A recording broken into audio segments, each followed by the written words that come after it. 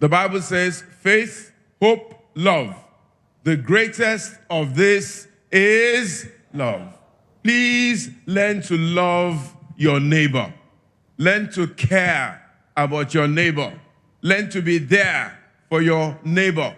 Learn to express concern as to how they are doing, what they're doing, and things like that.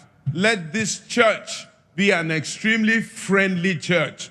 I don't want to see anybody with a frown, with a scowl, with an attitude, with an unfriendliness inside here and even outside of church. Wherever you go, try to radiate simplicity, concern, humility, and love for others. One of the biggest challenges of Nigeria, one of the biggest challenges of the world today is that there's just not enough love one for another. If our leaders loved us, they would not treat us the way they sometimes treat us.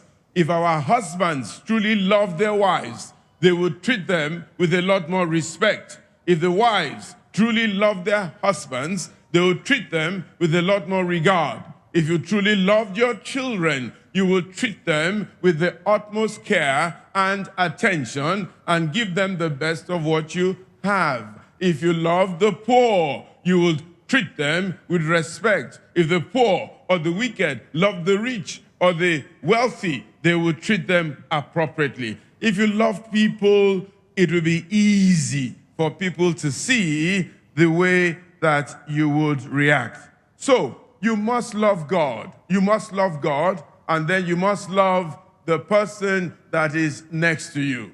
Jesus Christ told a story about a man who went down from Jerusalem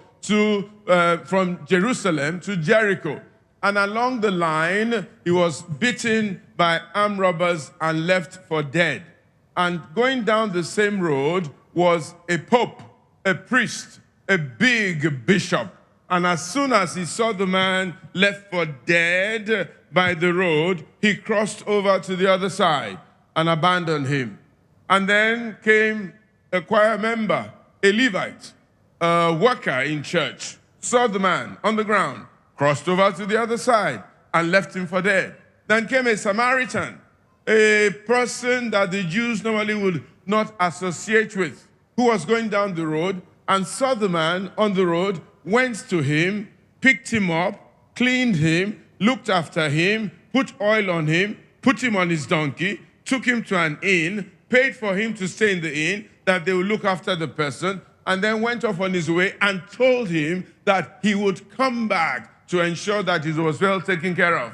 So Jesus Christ asked the question, which of these three was neighbor to the one that was beaten up? Jesus was saying, your neighbor is not necessarily the person that is sitting next to you. Your neighbor is the person that you regard and show concern for. And therefore, anybody, anywhere, any part of the world can be your neighbor. Love anybody, anywhere, any part of the world as yourself. When you see people, you extend love and courtesies to them.